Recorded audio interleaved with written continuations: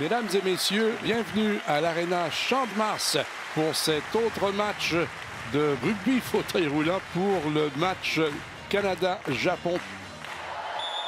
Je suis heureux de voir que Anthony commence le match. C'est une belle marque de confiance de la part de l'entraîneur. Ça commence rapidement avec une charge des Japonais en attaque. C'est bien contré dans la clé. Belle défensive. L'offensive est un peu décousue du côté japonais. On va essayer de prendre un momentum ici. Ikizaki se faufile et il utilise sa bonne vitesse, là. Oui, le Canada a eu la bonne réaction de sortir de la clé pour les empêcher de prendre leur vitesse, mais c'était décousu. C'est pas tous les joueurs qui sont sortis pour aller les confronter. Ce qui a donné l'espace à Ike pour aller compter son but. Les tourneaux en pleine accélération, oui. Quand Anthony a pris ses quelques poussées, il n'est pas facile à arrêter. Longue remise en avant, encore une fois, pour... fin seul. Ouais. Ikizaki qui a inscrit donc les deux premiers essais des Japonais. Donc 10 secondes pour mettre la balle en jeu ici. Petite passe lobée à l'intention de Madel. Madel qui passe la ligne centrale. Vous avez dans le haut de l'écran 2 chronomètres. Celui en bleu indique le temps qui reste pour parvenir à rentrer dans l'embut adverse. Donc l'offensive de club n'a pas été une force jusqu'à maintenant de l'équipe canadienne. Ça s'est quand même bien passé. Et c'est reparti, 2 partout. Premier quart. Et avec aisance, cette fois c'est le numéro 21, Ike. Yukinobu Ike avec un premier point, un premier essai pour son équipe. Ouverture serrée homme à homme. Les tourneaux qui acceptent cette passe au rebond. Pivote. Remet à Madel. Madel, une bonne remise en avant. C'est pour Caldwell. Et malgré la tentative de contre de Kusaba, il est rentré facilement. Solide choc contre Madel, mais c'est l'autre Ikizaki, Datsuki Ikizaki qui rentre facilement. Déjà avec un 4e essai. Il a 4 des 5 essais des Japonais jusqu'à maintenant. Il y en a un qui est allé à la renverse. Oui, ici, Zach se fait avertir parce qu'il a été un petit peu intense et a continué à pousser le joueur. Le joueur s'est retrouvé par terre. C'était pas nécessaire. Le but était compté. Oui, d'accord. Je crois que Zach est prêt à jouer le match. Les tourneaux pour la remise en jeu.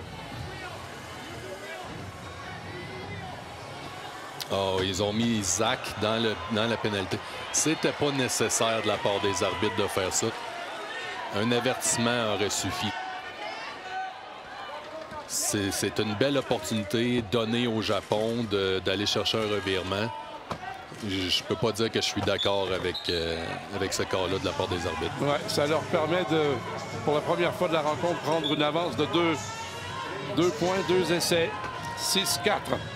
Et maintenant, Zach se doit de sortir la balle, ce qui est pas la chose la préférable. Mais ça s'est très bien passé.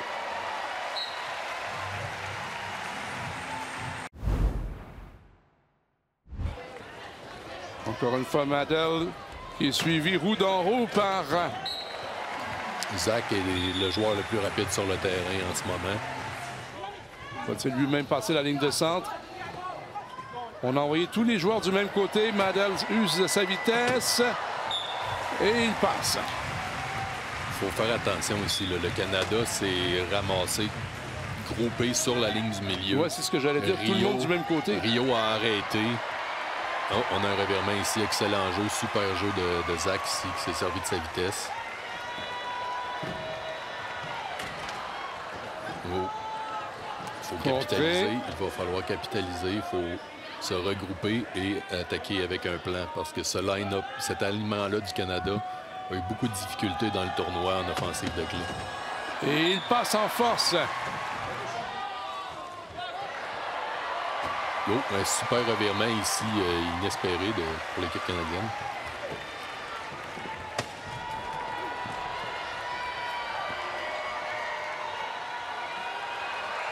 Alors, mine de rien, grâce à ce revirement, le Canada qui resserre un peu l'écart.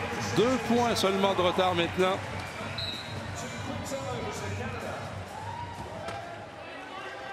Madel qui accepte la remise en jeu, utilise sa vitesse. Oh! Il y a eu solide coup de côté ici. Oui. Kanda Kovacs qui évite les chocs. Et le Hall qui tombe à la renverse, c'est le numéro 7, Ikizaki. Et Madel va marquer. Positionnement. Ikizaki s'avance. Oh. Il y a eu des substitutions là. Anticipation. Les tourneaux à Madel et le Canada qui pourrait s'assurer de terminer, compléter la mi-temps à égalité. Fin de marquer, il coule encore quelques secondes, il a tout son temps et voilà, c'est fait. Donc maintenant, c'est très, très important de ralentir les Japonais le plus possible. Rappelons que le Canada a eu jusqu'à 5 points de retard. Oh! Solide revirement de la part du Canada. Anthony a frappé Ike d'une façon absolument extraordinaire. Un joueur qui a beaucoup de fonctions comme ça, qui se fait mettre par terre par un joueur comme Anthony qui est arrivé. Anthony a seulement une chance de bien l'attraper. Super jeu de la part d'Anthony Letourneau. Et là, il y a encore assez de temps au tableau pour que le Canada aille marquer. On va essayer peut-être d'avancer le ballon, de prendre un temps mort et ensuite... Oh! Ça en est fallu de peu. Bien essayé.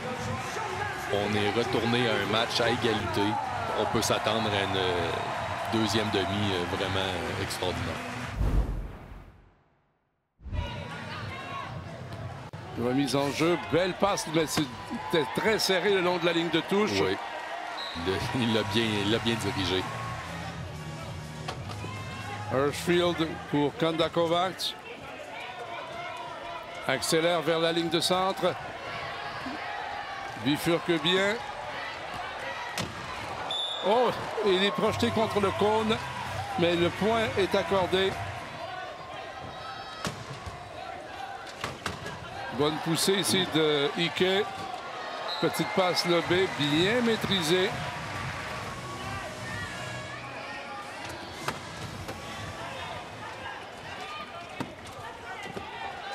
Les tourneaux.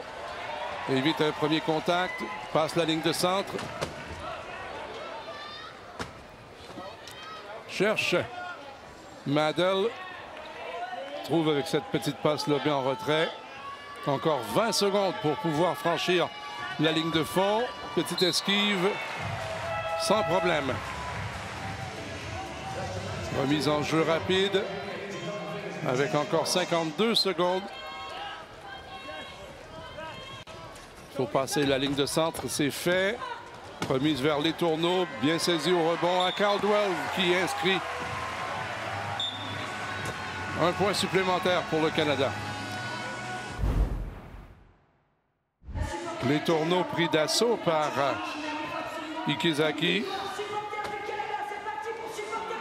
Passe en avant au rebond. Madel, avec sa vitesse et le premier rendu. Pression avant, juste ce qu'il faut. Mais là, il faut revenir bloquer la clé.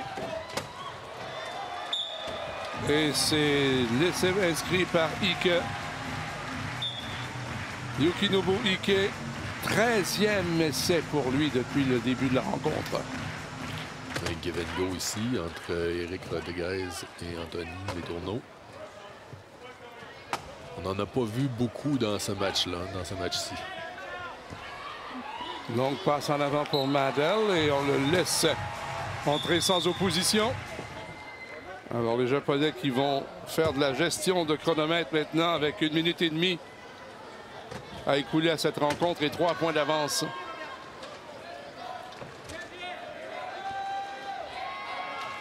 Il n'y a aucun sentiment d'urgence de leur part.